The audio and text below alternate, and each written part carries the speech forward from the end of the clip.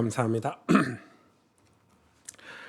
오늘 저와 여러분에게 주신 하나님 말씀은 에베소서 4장 25절에서 32절 말씀입니다. 제가 대신 봉독해 드릴게요. 그런즉 거짓을 버리고 각각 그 이웃과 더불어 참된 것을 말하라. 이는 우리가 서로 지체가 됨이라. 분을 내어도 죄를 짓지 말며 해가 지도록 분을 품지 말고 마귀에게 틈을 주지 말라. 도둑질하는 자는 다시 도둑질하지 말고 돌이켜 가난한 자에게 구제할 수 있도록 자기 손으로 수고하여 선한 일을 하라. 무릇 더러운 말은 너희 입 밖에도 내지 말고 오직 덕을 세우는데 소용되는 대로 선한 말을 하여 듣는 자들에게 은혜를 끼치게 하라. 하나님의 성령을 근심하게 하지 말라. 그 안에서 너희가 구원의 날까지 인치심을 받았느니라. 너희의 모든 악독과 노함과 분냄과 떠드는 것과 비방하는 것을 모든 악의와 함께 버리고 서로 친절하게 하며 불쌍히 여기며 서로 용서하기를 하나님이 그리스도 안에서 너희를 용서하심과 같이 하라. 32절 이거 좀 중요한데 우리 같이 한 목소리로 한 번만 더 읽어볼까요? 시작. 서로 친절하게 하며 불쌍히 여기며 서로 용서하기를 하나님이 그리스도 안에서 너희를 용서하심 같이 하라. 아멘. 옆 사람 한번 보시고 친절하신가요? 그 어떤 코미디 프로에 보니까 그 입모양 없이 말하는 그거를 뭐라 그러죠? 얼굴을 엄청 친절한 거예요. 밝고 이렇게 상냥하고, 근데 이 속마음을 이렇게 말로 직접 나오게 하는 코미디 프로 그 개그맨 되게 잘하더라고요.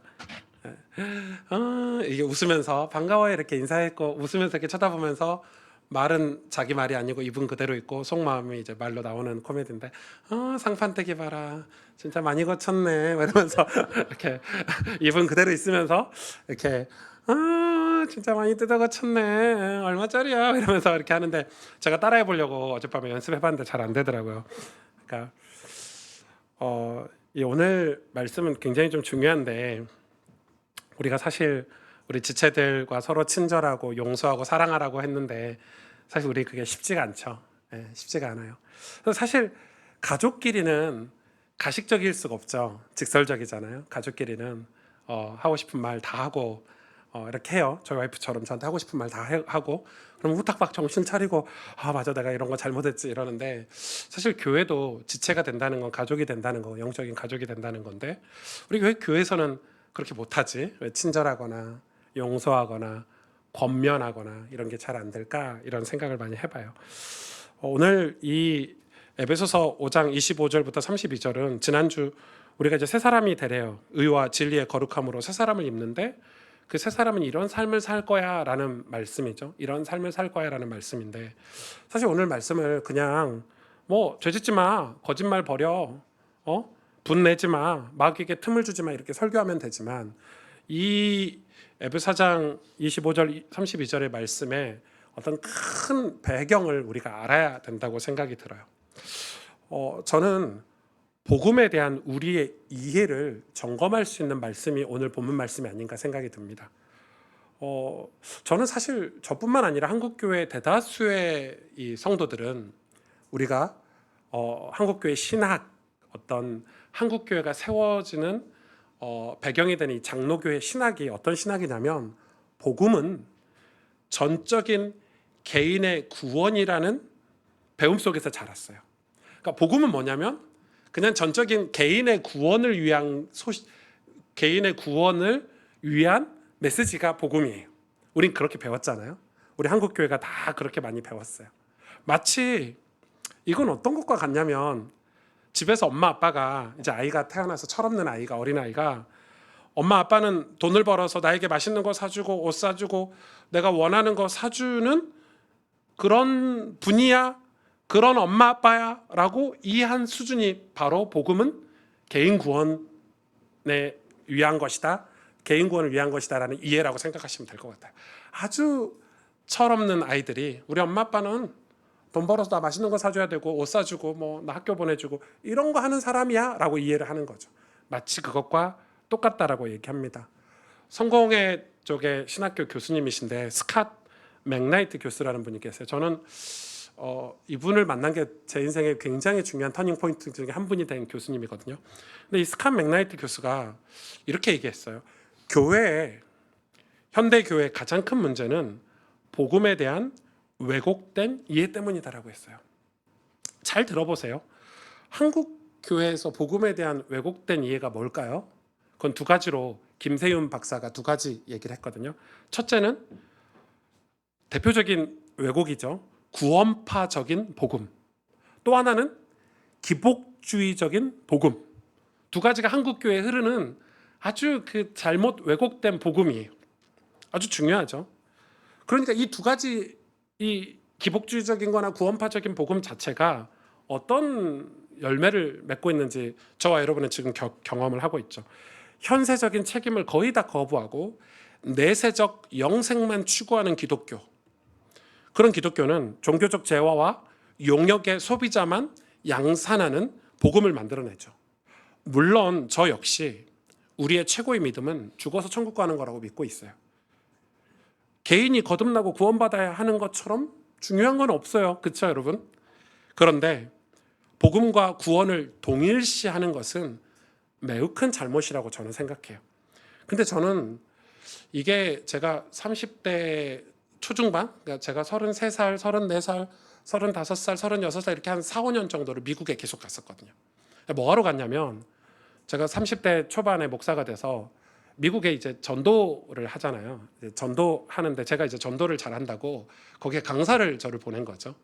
그러면 이제 교회들이 연합해서 이제 오전에 말씀 나누고 현장에 가서 관계 전도나 전도를 하고 또 저녁에 와서 또 말씀 나누고 뭐 이런 거 하는데 제가 그걸 섬기러 다녔었어요. 그래서 제가 전도를 꽤나 했죠. 저는 고등학교 때나 신학교 다닐 때나 제 옆에 친구들이 앉으면 저한테 복음을 들어야 돼요. 특히 고등학교 때는 제 옆에 친구들이 앉지 않으려고 했어요. 한번 앉으면 얘는 끝까지 어떤 수단과 방법을 동원해서라도 이 친구에게 복음을 전하고 예수님 영접을 시켰어요. 시킨 거지 제가 지금 생각하면. 그러니까 그렇게 돼서 막 수첩에 기분 좋아가지고 오늘 누구 복음 전해서 예수님 믿고 하나님 자녀가 됐다고 다 기록해서 이렇게 있어요. 진짜로. 그게 이제 쌓여가지고 이제 강사하러 가는 거예요. 복음 전도하는데. 근데 그날은 하루 한 번은 제가 이 전도를 멈춘 제가 사건을 지금 여러분한테 설명을 드리는 거예요. 제가 강사로 갔으니까 강의를 확 하고 사람들을 쫓아가지고 다 전도하러 보내고 제가 강사니까 가장 영향력 있는 목사님이 가장 영향력 있는 성도가 준비한 전도 현장에 저를 데리고 가겠잖아요. 제가 갔어요. 어떤 집사님이 자기가 오랫동안 기도하는 이웃이라는 거예요. 가서 보니까 이제 남자 부부 가정인데 분위기가 별로 좋지 않아요. 제가 눈치가 엄청 빠르거든요. 이분은 복음을 이렇게 목사가 왔다고 해서 즐거워하거나 기뻐하거나 이러지 않은 거예요. 다행히 저를 보고 제가 막 이대 팔로 가르마하고 막 007 가방 들고 막 성경책 끼고 이러지 않고 청바지에 티셔츠 입고 이렇게 나오니까 한국에서 오신 목사가 젊으시고 30대 초반이었으니까 그러시네요 하더니 되게 이렇게 긴장을 푸는 느낌이었고, 그래서 이제 뭐 가기 전부터 차에서 그 여자 집사님이 이분은 우리 교회도 몇 번 왔었고요, 영접도 몇 번 시켰고요, 그런데 교회를 잘 안 오고 또 영접이 제대로 안 됐나 봐요. 목사님 영접을 확실하게 시켜주세요 하면서 막 이분에 대해서 막 얘기하고 갔거든요. 제가 그걸 듣는 순간부터 머리가 띵 하고 아팠어요. 그래서 나의 사명은 가서 영접을 시키는 건가 보다. 근데 제가 앉아서 그 가정하고 이렇게 대화를 나누는데 제가 완전 딴 얘기를 했어요. 사는 얘기하고 제가 미국에 왜 왔는지 얘기하고 또 그랬더니 마음이 확 풀려가지고 식사도 대접해 주시고 대화도 하고 그리고 기도도 안 하고 그냥 왔어요. 근데 왔는데 거기까지 조고 왔어요. 왔는데 그 집사님이 인생이 푹 쓰고 계시는 거예요. 나중에 들어보니까 오늘 영접 안 해서 실패했다는 거지. 오늘이 하나님의 때인데 오늘이 그날인데 목사님 왜 가셔서 복음도 안 전하고 영접도 안 했냐고 저한테 핀잔을 주시는 거예요. 제가 그러고 그날 저녁에 사람들 얼굴을 봤는데 얼굴이 밝은 사람들은 그날 분명히 영접을 했던 사람들, 그리고 얼굴이 어두운 사람들은, 뭔가 실패한 것 같이 고개를 숙이고 죄인인 것처럼 있는 사람들은 복음 전하지 못했던 사람들이겠죠. 제가 그날 생각을 했어요. 저도 수백 명 복음을 전하고 영접했는데 단 한 명도 신실한 그리스도의 제자로 사는 사람이 없거든요. 이거 뭔가 잘못됐는데. 그래서 그때 제가 생각했어요. 복음이 뭐지? 그리고 공부하면서 만났던 교수님 중에 한 분이 스캇 맥나이트 교수라는 분이에요. 이번 달 추천 도서로 여러분한테 추천을 해드려요. 제가 그냥 즉흥적으로 추천하는 게 아니에요. 이제는 우리 교회 성도들이 이 하나님 나라의 복음을 이해할 수 있겠다라고 생각해서 추천을 하는 거예요. 복음과 구원을 동일시하는 것은 큰 문제가 돼요. 복음 안에 구원이 포함되어 있지만은 이 복음은 뭐죠, 여러분? 복음이 사람들로 하여금 예수 그리스도를 믿도록 결단하게 만드는 설득의 방법으로 축소돼 버렸죠. 지금은 그냥 설득하는 방법이 돼 버렸어요. 복음은 그런 게 아니죠. 복음은 여러분 뭘까요? 복음은 예수님 얘기예요. 더 나아가 성경 전체 얘기로 이해가 돼야 돼요. 다시 말해서 성경이 말하고 있는 예수님이 오셔서 이루고자 하시는 뭐예요? 하나님 나라가 복음이에요. 예수님이 오승주를 구원하러 오신 게 아니고 하나님 나라를 이루러 오셨어요. 성취하러 오셨어요. 목사님 그게 그 말이죠. 다르죠. 하나님 나라는 우리나라도 한 나라가 완성이 되려면 세 가지 이 조건이 갖춰져야 돼요. 국토, 땅이 있어야 되고, 백성이 있어야 되고, 주권자가 있어야 돼요. 하나님 나라도 똑같아요. 하나님 나라도 땅이 있어야 되고, 백성이 있어야 되고, 왕이 있어야 돼요. 그래서 저와 여러분은 하나님이 하나님 나라의 백성으로 살도록 창조되었는데 우리가 타락하고 변절되어서 하나님 나라에 살지 못하게 됐어요. 다시 우리를 초대하신 거예요. 하나님 나라로 다시 초대하신 거죠. 하나님 나라를 다시 회복시키시려고 예수 그리스도가 이 땅에 오신 거예요. 여러분 엄청 중요하죠. 이 하나님 나라가 배제된 복음은 우리의 신앙을 매우 위험하게 만든다는 사실을 저는 알게 됐어요. 그게 30대 후반, 중후반이었어요. 그게 저는 매우 중요하다고 생각해요. 이걸 대표적으로 한국에서는 박영선 목사님이나 이재철 목사님이나 몇몇의 신학자들, 유명한 신학자들이 이 하나님 나라의 복음에 대해서 설명하기 시작했어요. 이제서 그분들을 만나고 인터뷰하면서 제가 이제 조금 하나님 나라가 이해가 돼요. 구원받기 위해 무슨 짓이든 하는 것과 구원받았으니 이제 더 이상 성장하려고 하지 않는 것, 두 가지 영역이 모두가 다 우리의 신앙이 위험하다는, 우리의 위험한 영적인 상태를 보여주고 있는 거예요. 그저 교회만 다니면, 아니 정확하게 말하면 그저 예배만 참석하면 구원받은 하나님의 백성이라고 자위하면서 위태로운 삶을 살고 있는 게 지금 한국교회 성도들의 현실이에요. 그래서 점차 교회 모습도 극장식으로 바뀌어갈 뿐만 아니라 더 이상 성경 교사나 하나님 나라의 복음을 배워서 왕이신 하나님을 섬기면서 그분의 말씀에 순종하면서 하나님 나라에 살려고 하지 않는 거예요. 왜 하나님 나라에 살려고 하지 않죠? 하나님 나라가 이해가 안 돼 있어요. 복음은 내 개인의 구원, 그냥 내 개인이 구원받은 거에 국한된 복음을 들어왔기 때문에 하나님 나라에 우리가 초대돼서 그 나라에 사는 삶에 대해서는 소망을 가지지 않는 거죠.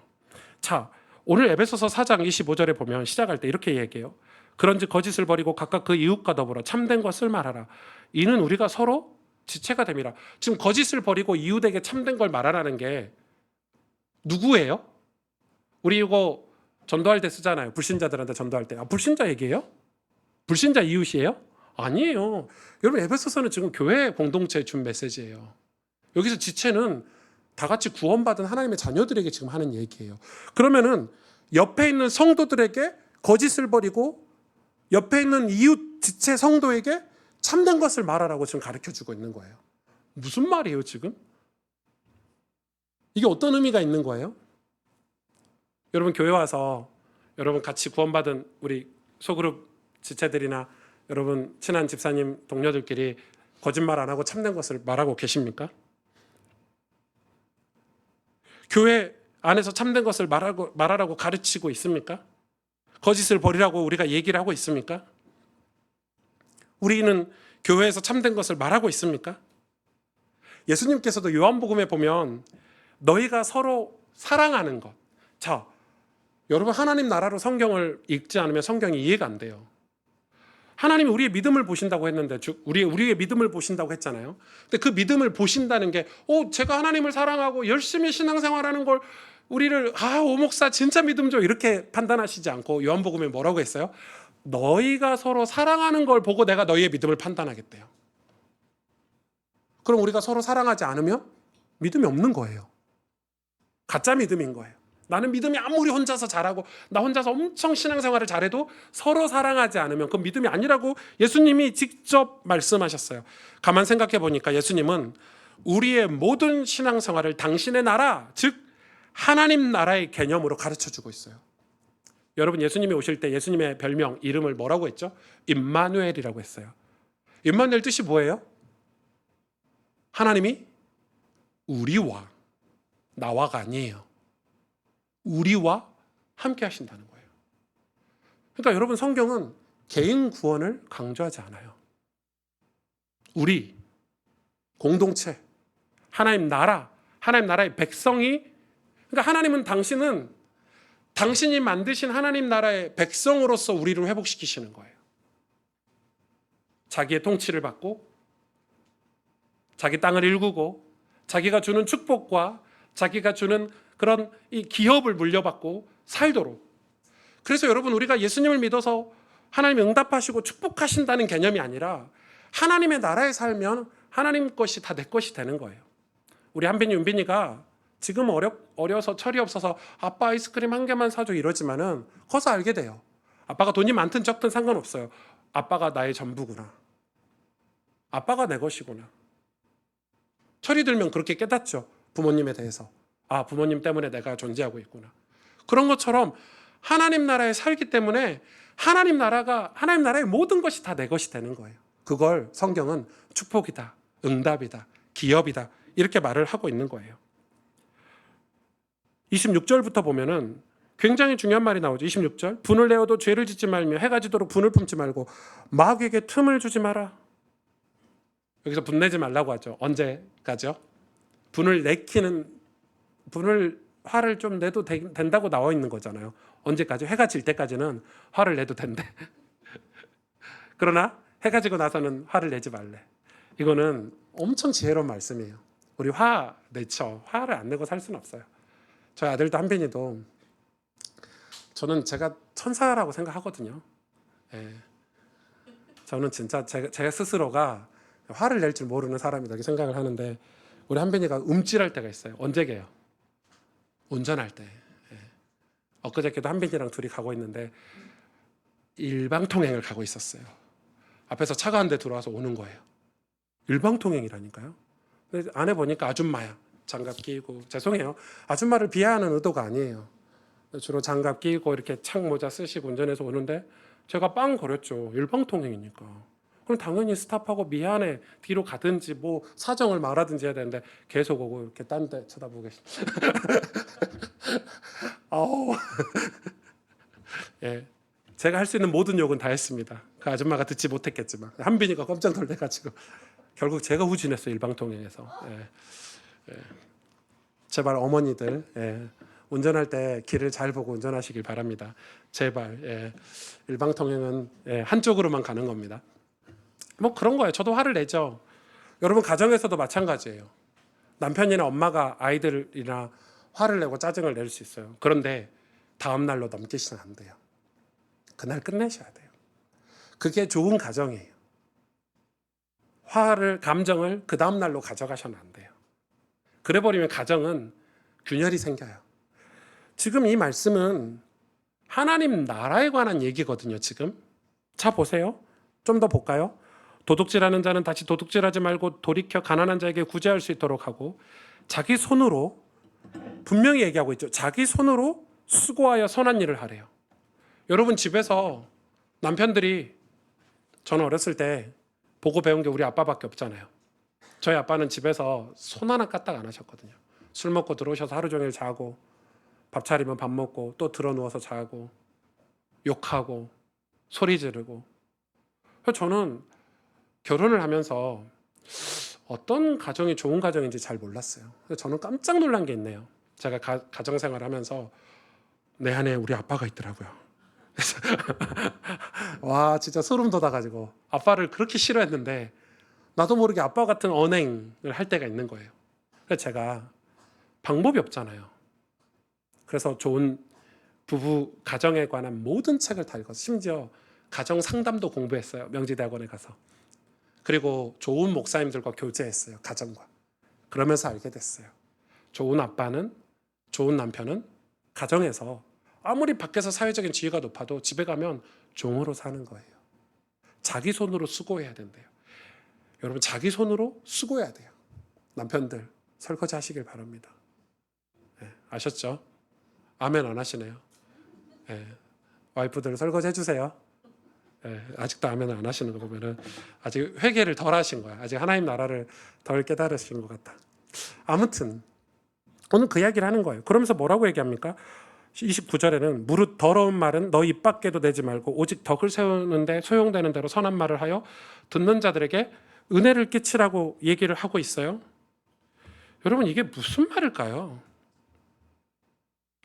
예수님 믿고 도덕적인 삶을 살라는 메시지인가요? 아니요. 하나님 나라의 법칙인 거예요, 지금. 하나님 나라에서는 하나님의 성품을 배워서 하나님이 만들어 놓으신 규율대로 살아야 되는데, 지금 하나님 나라에서는 도둑질하면서 살 수 없다는 거예요. 하나님 나라에서는 더러운 말을 하면은 살 수 없다는 거예요. 하나님 나라에서는 거짓말을 말하면, 위선을 하면은 살 수 없다라는 거죠. 이사야서 52장 7절에 이렇게 기록하고 있어요. 좋은 소식을 전하며 평화를 공포하며 복된 소식을 가져오면, 이게 복음이잖아요. 복된 소식이. 근데 뒤에 보세요.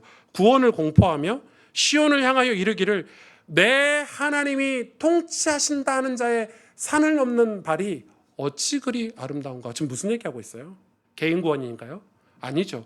하나님이 통치하신다는 것을 전하는 자의 발이 아름답대요.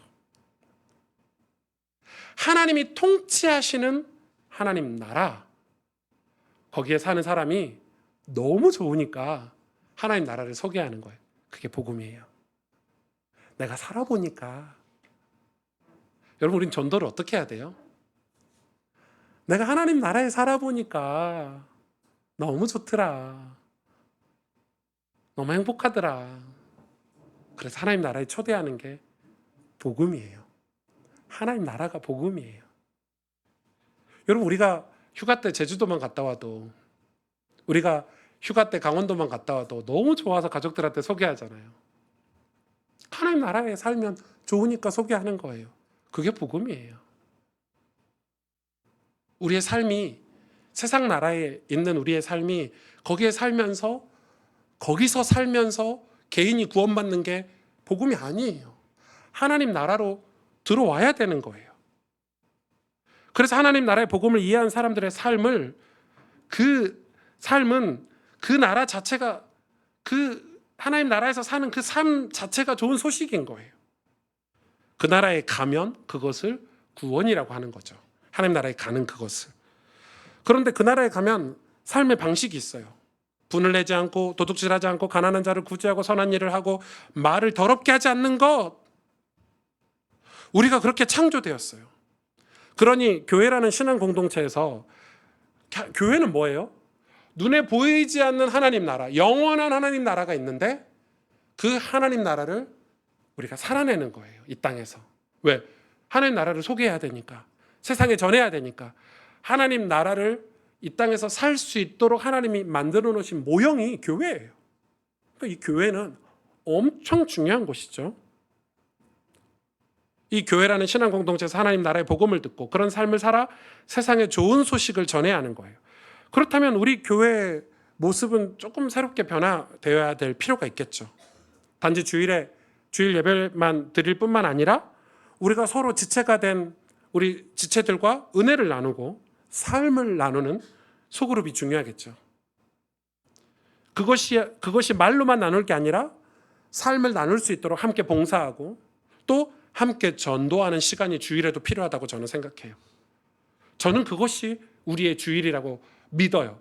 오래전부터, 개척전부터 제가 기독교 초기 기독교 공동체 모습이나 초대교회 모습을 보면서 아, 이게 기독교의 주일의 모습이구나라고 저는 알고 있었어요. 여러분의 가정이 회복되고 여러분의 삶이 회복될 수 있도록 교회는 그런 하나님 나라를 여러분이 삶 속에서 살 수 있도록 모형으로 가르치는 곳이에요. 그래서 저는 교회의 전통에 대해서 매우 진중하게 고민하고 또 연구하고 있어요. 과연 이 전통이 하나님 나라의 복음을 세상에 흘려보내고 있는 전통인가? 아니면 전통을 위해서 복음이 쓰이고 있나? 매우 중요하다고 생각해요. 전통이 아닌 저와 여러분은 하나님 나라의 복음을 따라야 해요. 하나님 나라의 복음을. 스캇 맥나이트 교수는 이 복음이라는 단어를 그냥 단순 명사로 쓰지 않았어요. 뭐라고 하죠? 이 독자적으로 복음이라는 단어를 쓰지 않는 게 좋다고 얘기했어요. 어떻게 써야 되냐? 복음을 하나님 나라의 복음이라는 한 단어로 쓰는 게 가장 좋다고 그랬어요. 복음은 그냥 복음이 아니라 하나님 나라의 복음이다. 그래서 하나님 나라의 복음이 하나가 돼버린 거예요. 그만큼 하나님 나라를 저와 여러분이 이해하는 게 굉장히 중요하다. 그렇다면 이 하나님 나라에 대해서 우리가 하나님 나라를 이해하고 그럼 우리가 구원받은 성도의 삶의 목적은 무엇일까요? 하나님 나라예요. 하나님 나라의 백성으로 사는 삶이 구원받은 성도가 살아야 할 방향으로 잡고 목적 삼고 가야 될 방향인 거예요. 분명하게 하나님은 창세기부터 한번 볼까요? 창세기 2장 17절에 선악을 알게 하는 나무를 먹지 말라고 하셨어요. 그게 하나님 나라의 법칙이었어요. 하나님과 우리 사이의 약속인 거예요. 그런데 뭐라고 하셨냐면 네가 먹는 날에는 반드시 죽으리라 했어요. 그래서 어떻게 됐죠? 여러분 어떻게 됐죠? 죽었어요. 예, 인간이 죽었어요. 하나님이 떠나버렸거든요. 영이 죽어버렸어요. 정령 죽게 된다고 했으니까 신명기 12장 1절에는 그렇게 죽게 된 인간에게 살 길을 제시해 주셨는데 뭐라고 말씀하십니까? 내 조상의 하나님이 여호와께서 내게 주셔서 차지하게 하신 땅, 또 땅이 나오죠? 다 하나님 나라의 개념이에요. 차지하게 하신 땅에서 너희가 평생에 지켜 행할 규례와 법도는 이러하니라고 율법을 주셨어요. 그 규례와 법도를 설명하면서 신명기 12장 2절, 3절, 4절, 5절 다 뭐 얘기죠? 우상 숭배하지 말아라. 하나님 말씀에 순종해라. 다 이런 내용이에요. 지금 너희가 죽었는데 내가 너희를 다시 건져서 하나님 나라에 살게 할 건데 예수 그리스도를 보내서 말이야. 살게 할 건데 거기서는 다시는 우상을 섬기면 안 돼. 다시는 세상 나라의 방식으로 살아서는 안 돼. 라고 가르쳐주고 계시는 거예요. 그러면서 예수님이 오셨잖아요. 그 일을 성취하려고.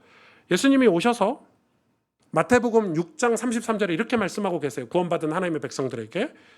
뭐라고 말씀하십니까? 너희는 먼저 그의 나라와 그의 의를 구하라. 아니 예수님이 야, 너 나 믿고 구원받아 이렇게 말하지 않고 너희는 먼저 제자들에게 그의 나라와 하나님 나라와 의도 하나님의 나라죠. 여러분 하나님 나라의 속성이 하나님의 의예요. 거룩과 의니까 그의 의를 구하래요. 그러면 이 모든 것을 너희에게 더하시리라. 이게 뭐죠? 야, 우리가 전도하면 하나님 축복하신다 이 말인가요? 아니에요. 우리가 하나님 나라에 살면 하나님 나라가 내 것이 되는 거예요. 제 친구가 미국에 이민 간 지 벌써 20년이 됐어요. 이제 영주권자가 되고 영어도 잘하고 미국 사람이 됐어요.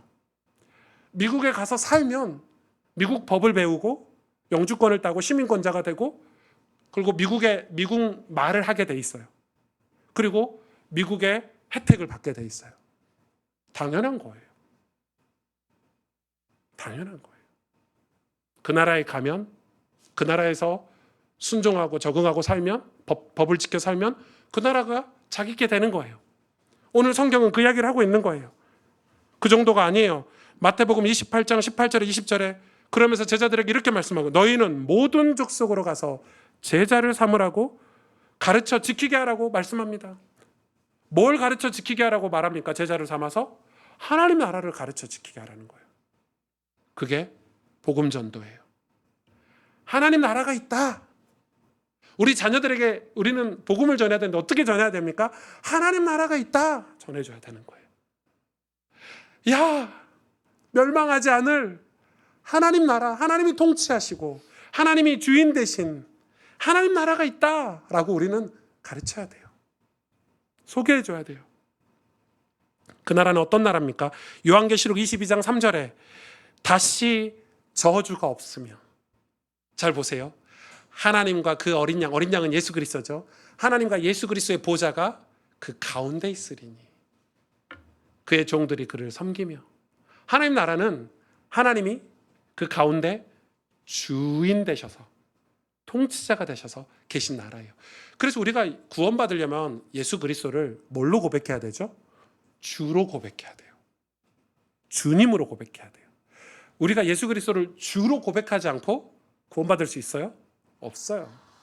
그런데 저와 여러분은 예수님을 분명히 주인으로, 나의 주님으로 고백했는데 사는 거는 여전히 세상 나라에 살고 있거나 여전히 하나님 나라에 관심이 없거나 예수님이 주인인데 주님의 나라에 살려고 하지 않는 거예요.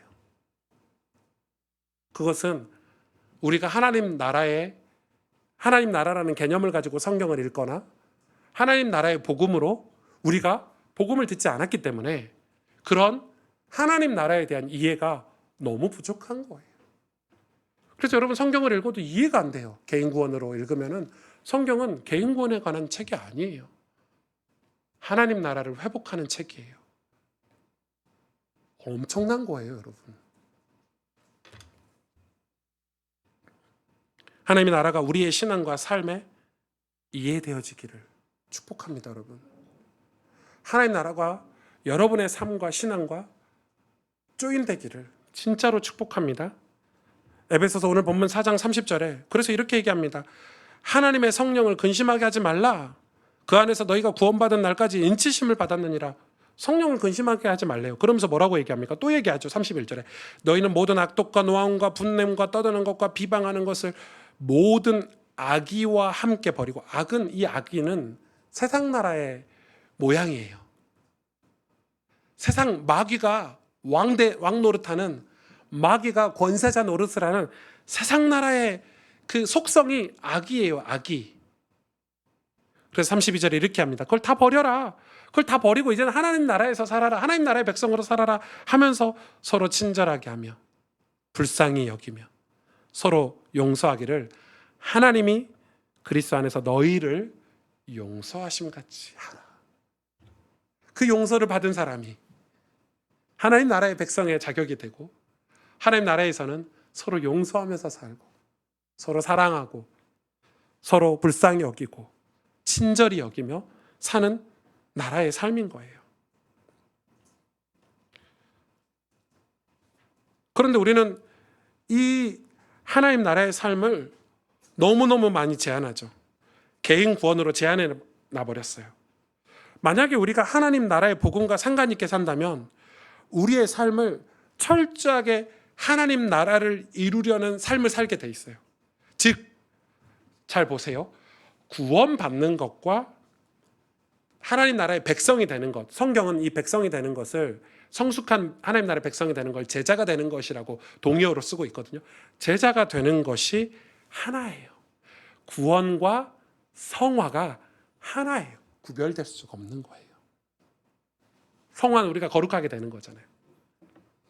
어떤 다큐멘터리에 보니까 이 딸이 32살인가 3살 먹은 딸이에요. 근데 딸이 저는 엄마 아빠랑 너무 행복하게 잘 살고 있는데 엄마가 너무 좋은 분이더라고요. 근데 무슨 문제가 생겼어요. 자기 2살 때 자기 버리고 바람 나가지고 집 나간 생모가 있더라고요. 그 생모가 찾아왔어요. 딸이 성공하고 나니까 찾아온 거예요. 그래서 이제 권리를 주장하기 시작한 거지, 법적으로. 내가 네 엄마야. 무슨 사연이 있어. 근데 우리나라 법은 어떻게 돼 있냐면 이 엄마를 선택하는데 본인이 선택하게 돼 있어, 성인이면. 이 딸이 진짜 시원하더라고, 속이. 둘도 생각 안 하고 고민도 안 하고 바로 날 키워준 엄마가 제 진짜 엄마입니다, 딱 이야기하더라고요. 와, 저는 생각해 봤어요. 나 같아도 그러겠다. 태어나는 것보다 키워준 엄마, 1살 때 나 버리고 도망간 엄마보다 30년을 희생하고 헌신하면서 진짜 딸처럼 키워준 엄마를 선택하더라고요. 여러분, 우리 신앙은 구원받는 게 중요해요, 개인이. 그러나 하나님 나라에서 하나님의 지도를 받고 하나님의 사랑을 먹으면서 성장하는 게 훨씬 더 중요해요.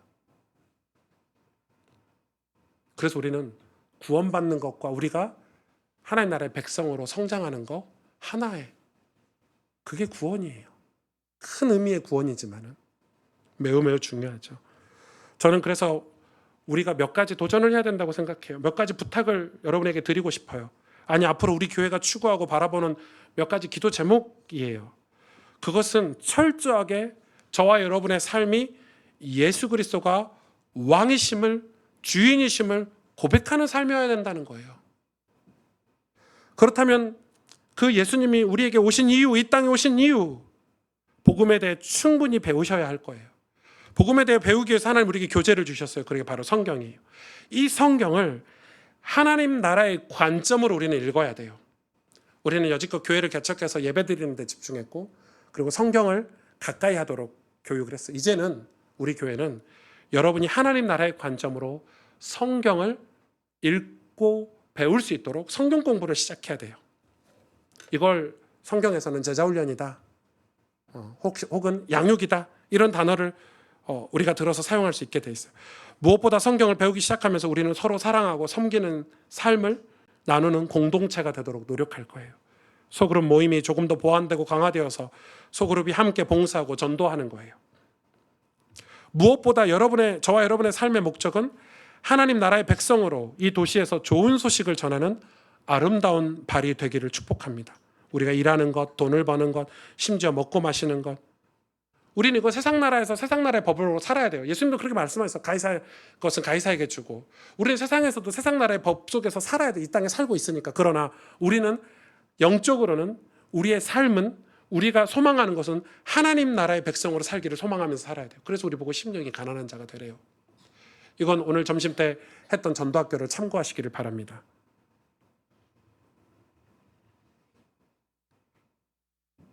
우리는 하나님 나라에 속하여 살고 있는가? 하나님 나라의 백성인가? 그래서 우리의 이웃들에게 거짓 증언을 하지 않고 내가 하나님 나라에 살고 있으니까 하나님 나라를 소개하면서 그런 하나님 나라의 복음을 전하면서 사는 삶이어야 된다는 거예요. 그게 우리 하나님 구원받은 성도가 이 목적 삼아야 될 신앙의 목적이에요. 삶의 목적이에요. 이번 8월 한 달 동안 이 예수 왕의 복음이라는 책을 꼭 읽어보시길 바랍니다. 제가 오늘 이야기했던 그 교수님의 책이에요. 이번 달 추천도서인데, 이 책은 제가 오랫동안 여러분에게 읽혀야지 하는데 참고 있었어요. 이제 때가 돼서 이 책을 소개를 하려고 해요. 이 책을 시작으로 저희 교회는 많은 변화를 겪게 될 거예요. 이제 다음 스텝을 걸어가게 될 거예요. 이 책을 통해서, 그래도 이 책은 다 읽으셔야 돼요. 그럼 어떻게 다 읽게 제가 만들 거냐? 8월 달에 다 안 읽으셨으면 9월 달 추천도서로 만들고, 또 여러분에게 물어볼 거예요. 만날 때마다. 준호 집사님 이 책 읽으셨습니까? 내용이 뭐예요? 이렇게 물어볼 거예요. 저를 마주할 때마다. 그래서 여러분 이 책을 가지고 서로 이렇게 나눌 수 있도록 소그룹에서도 나누고, 이 책은 우리 교회가 앞으로 어떤 교회가 돼야 될지 굉장히 기초가 되는 책이 될 거예요. 굉장히 중요한 책이고요. 이번 주 금요일부터 말씀 사경회 하죠. 이 말씀 사경회 말씀도 놓치지 않으시길 바랍니다. 제가 이 오재경 목사를 선정해서 말씀 사경회를 하는 것은 이유가 있습니다. 지금 이때, 작년에도 부를 수 있었고 내년에도 부를 수 있지만, 이런 하나님 나라의 복음에 대한 저에게 깨우침을 가장 많이 도움을 준 친구 목사가 바로 오재경 목사의 목사입니다. 이 목사가 하나님 나라의 복음으로 지금 목회를 하고 있습니다. 아마 여러분이 이번 강의를 들으실 때 굉장히 많이 이해가 되실 겁니다. 그래서 제가 그냥 오재경 목사를 그냥 친구니까 한번 와봐 이게 아닙니다. 그래서 이번에 시간표도 주보에 나오면 시간표가 있습니다. 시간표도 조절했습니다. 금요일날 여러분 퇴근하고 오시면 작년에 보니까 거의 8시에 예배를 시작했더니 거의 늦게 오시더라고요. 그래서 이번에 집회를 9시에 시작하고 말씀을 9시 반에 전하도록 했습니다. 제가 안 하니까 밤 10시에 하든 새벽 1시에 하든 강사는 시키면 해야 되니까 그냥 다 바꿨습니다. 재경아 미안해 한마디 하고 내가 커피 살게 이렇게 하고 시간표 조절 다 했습니다. 괜찮다고 이해한다고. 그 정도로 중요합니다.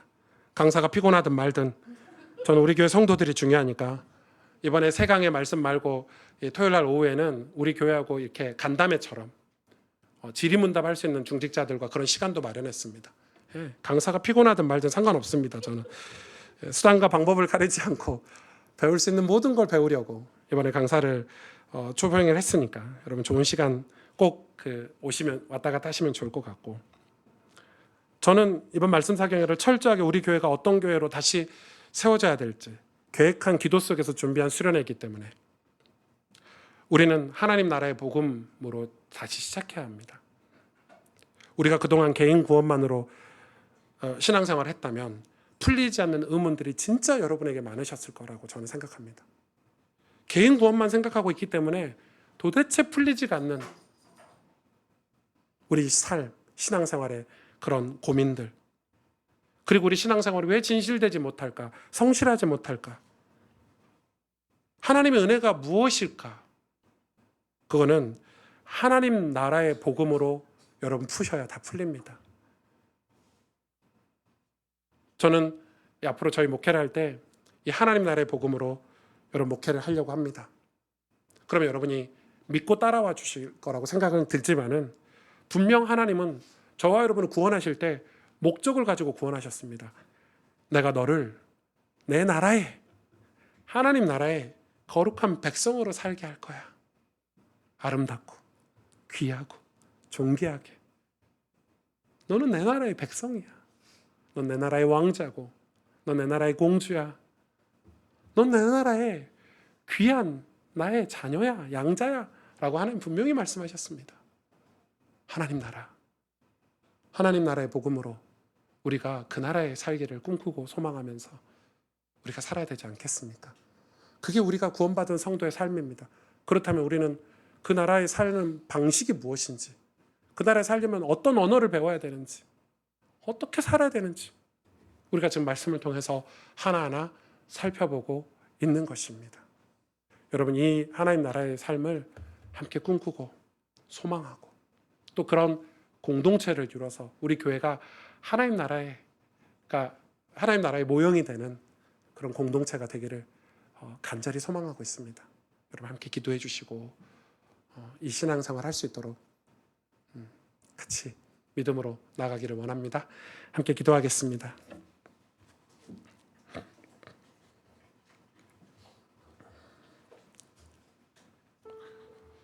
구원받은 성도의 삶의 목적이 무엇인가? 하나님 나라의 백성으로 사는 삶. 주님을 왕으로 모시고 그 나라에서 하나님 말씀에 순종해서 살 때 그 나라의 모든 걸 가지고 살 수 있는, 세상에서 승리할 수 있는 그 삶입니다. 오늘 말씀을 가지고 이 시간 하나님 나라의 백성이 되기를 소망하는 마음으로 함께 기도하도록 하겠습니다. 하나님 아버지,